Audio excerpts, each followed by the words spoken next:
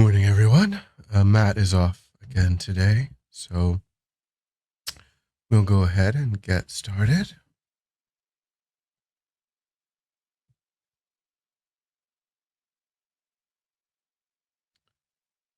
So let's start by bringing our awareness to the body.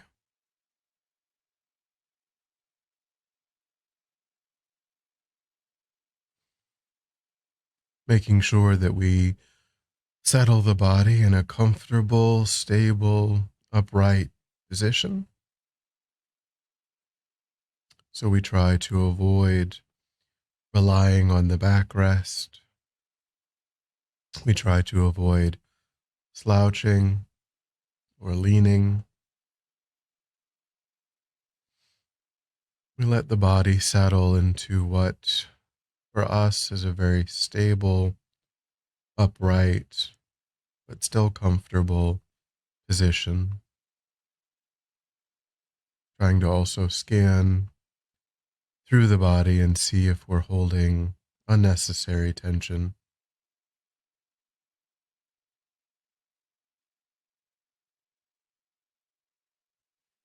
Relaxing away that tension.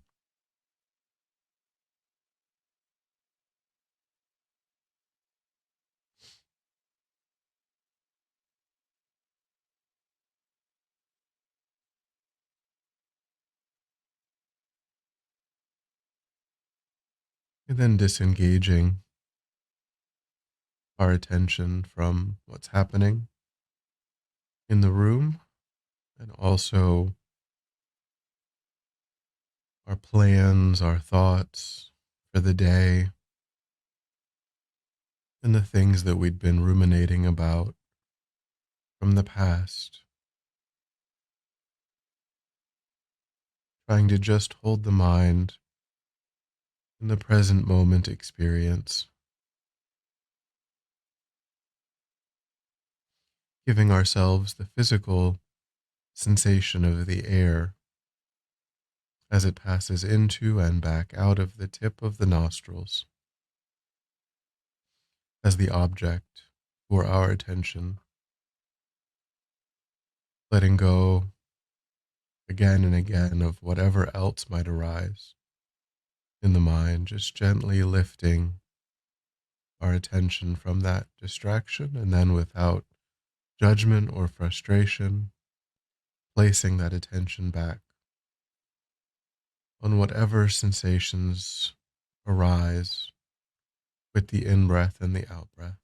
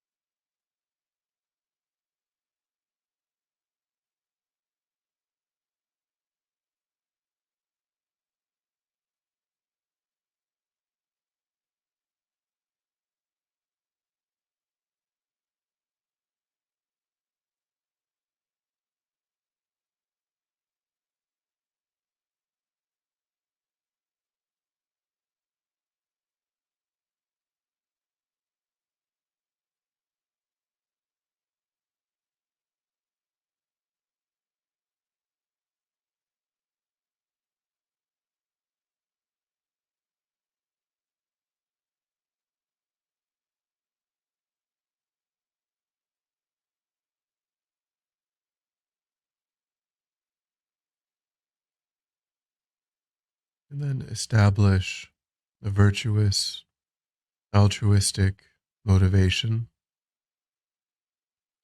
for your time,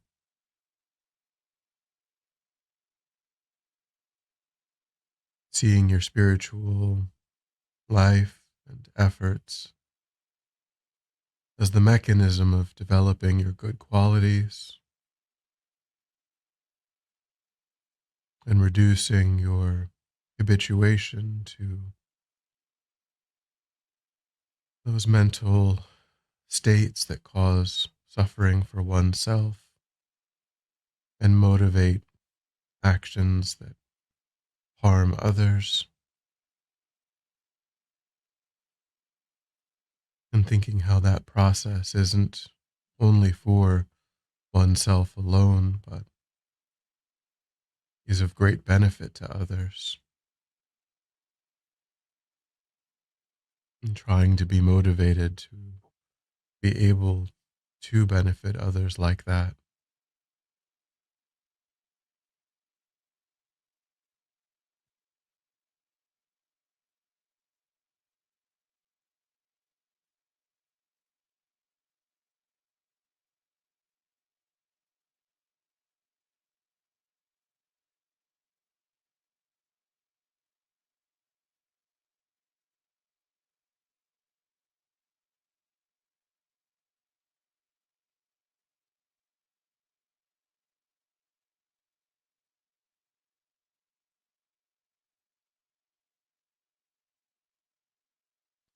And we'll continue contemplating the 12 links of dependent origination, this psychological process that gives rise to cyclic existence. It's the engine that drives the process of taking rebirth again and again within ordinary cyclic existence.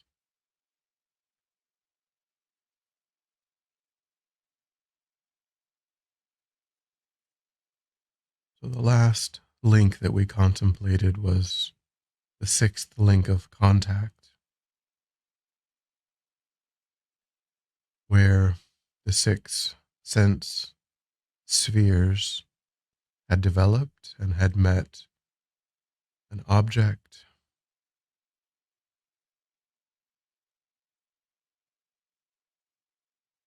and that contact distinguishes that object as either being pleasant, unpleasant, or neutral,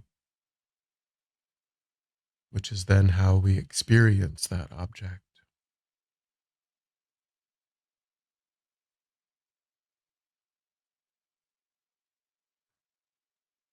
which gives rise to the seventh link, the link of feeling. So when objects that are distinguished as pleasant, unpleasant, or neutral are in our experience, then internally one of the three feelings of happiness, unhappiness, or indifference will arise, which completes the experience, the subjective experience of the object.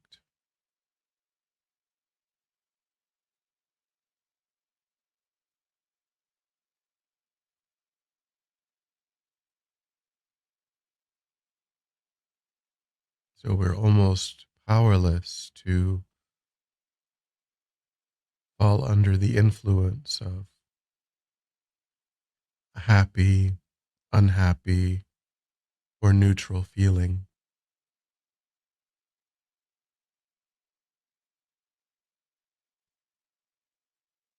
These feelings pervade our day to day experiences and form the basis of strongly striving for pleasure and avoiding discomfort.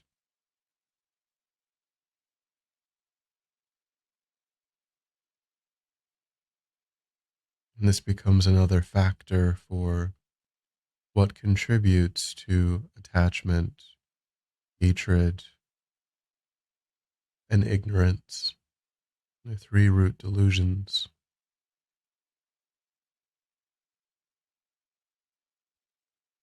So contemplate in your own life the arising of happiness, unhappiness, or indifference, in dependence upon objects that are pleasant, unpleasant, or neutral, and the relationship of that to attachment, aversion, or hatred, and ignorance. Just try to see what insights you can distinguish in your own life.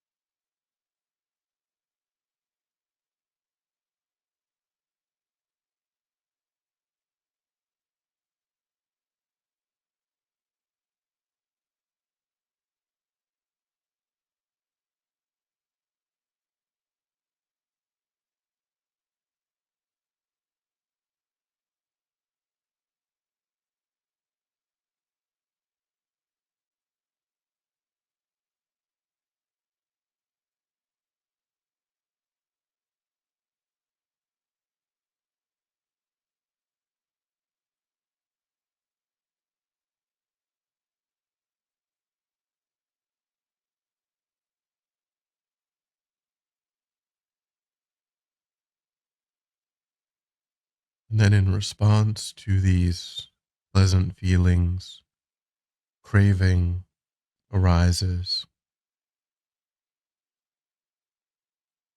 a strong desire to not be separated from that feeling of happiness or the desire to be separated from the feeling of happiness or the desire for the continuation of indifference.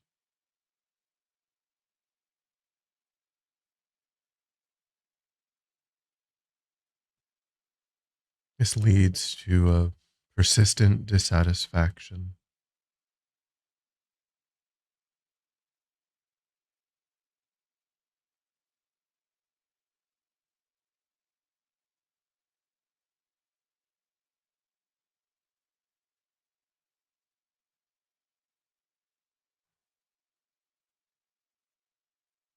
I think that at the time of death, this mental factor of craving will function to ripen karmic seeds in our minds.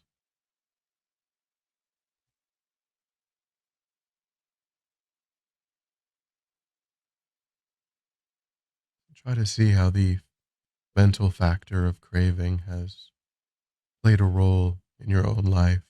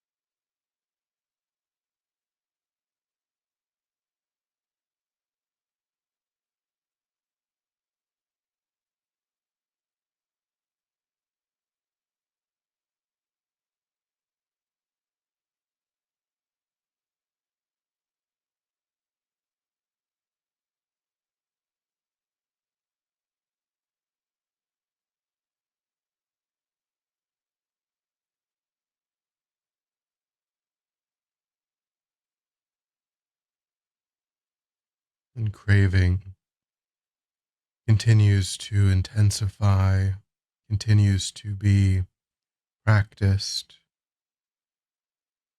It becomes the ninth link of grasping. Grasping is a very intense form of clinging where we feel it's intolerable to be separated, where we feel that it's intolerable to meet with what's unpleasant.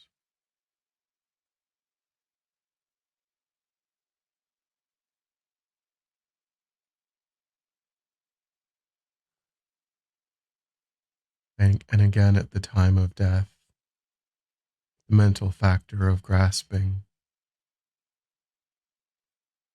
will also nourish and activate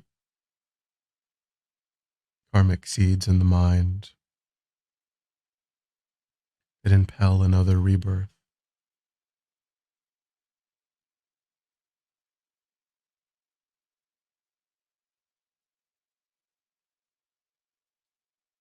Again, try to see if that extreme form of craving is something that you can identify.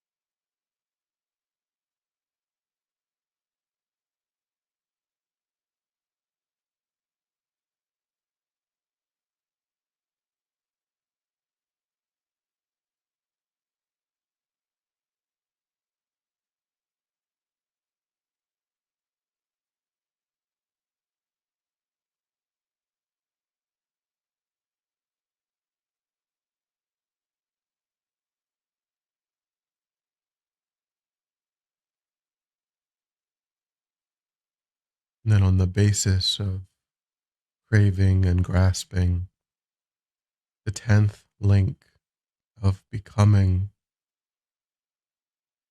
is activated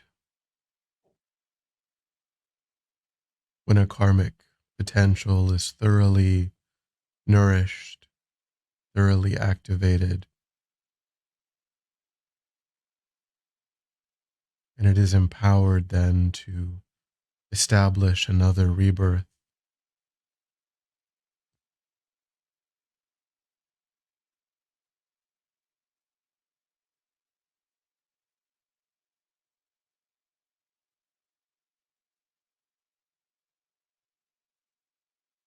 So think how at the beginning of this life,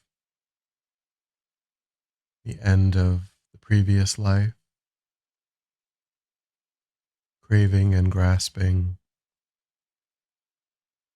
empowered a karmic seed to establish this rebirth. How at the end of this life,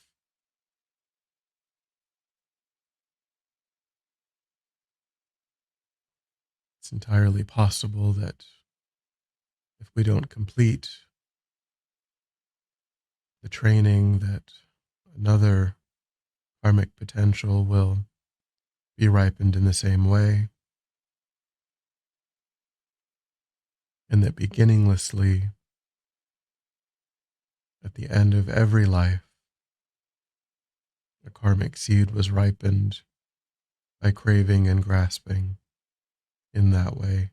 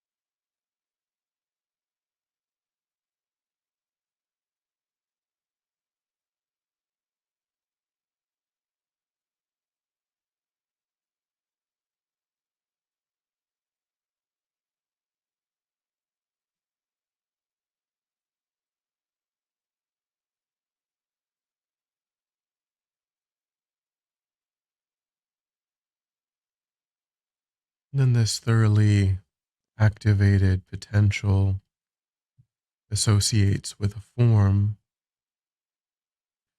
which is the 11th link of rebirth or birth.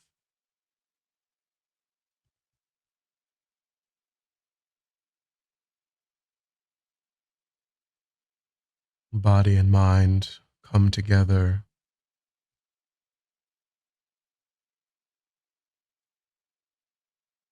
And then in the next moment after that coming together is the beginning of the 12th link of aging and death.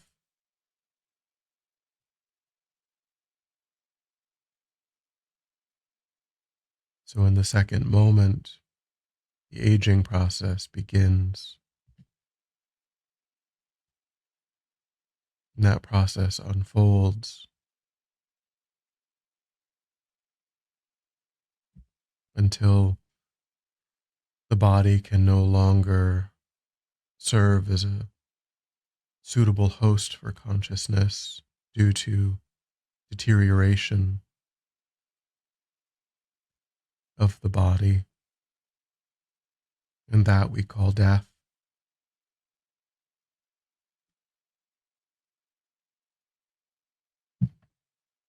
So think how this beginningless migration of consciousness is empowered by that first link of ignorance.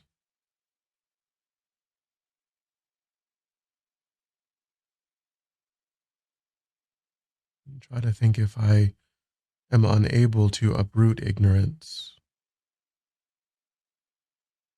all of these obstacles will arise.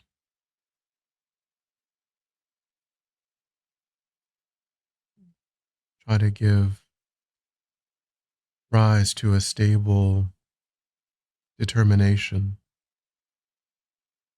to put an end to these 12 links of dependent origination by ending the wrong consciousness of ignorance, opposing it with wisdom, and causing it to cease.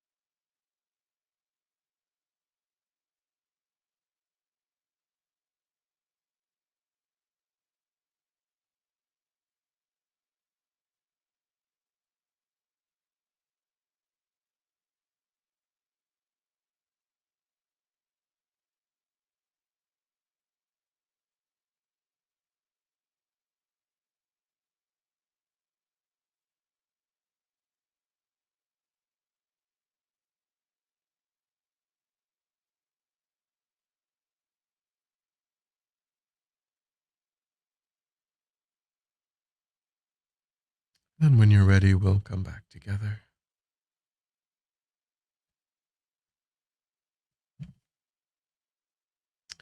And we'll dedicate.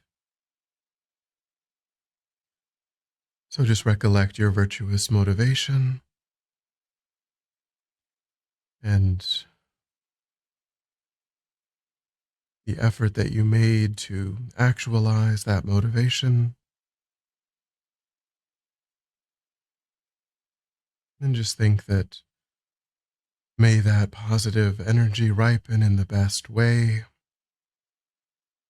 to support my own continued spiritual growth and development. May it ripen in the best way to provide the temporary and ultimate needs of all sentient beings without exception.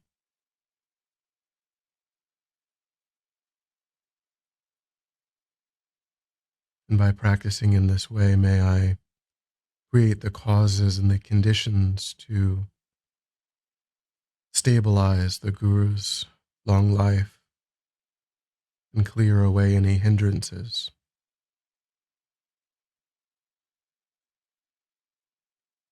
May I always come under the joyful care of the enlightened beings from now until my swift enlightenment, and may the long lives of His Holiness the Dalai Lama, Lama Zopa Rinpoche, Geshe Sherab, may they be accomplished.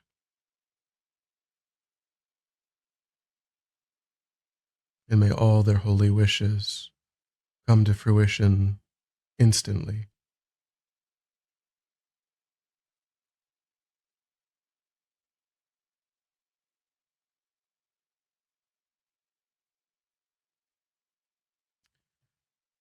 Thank you.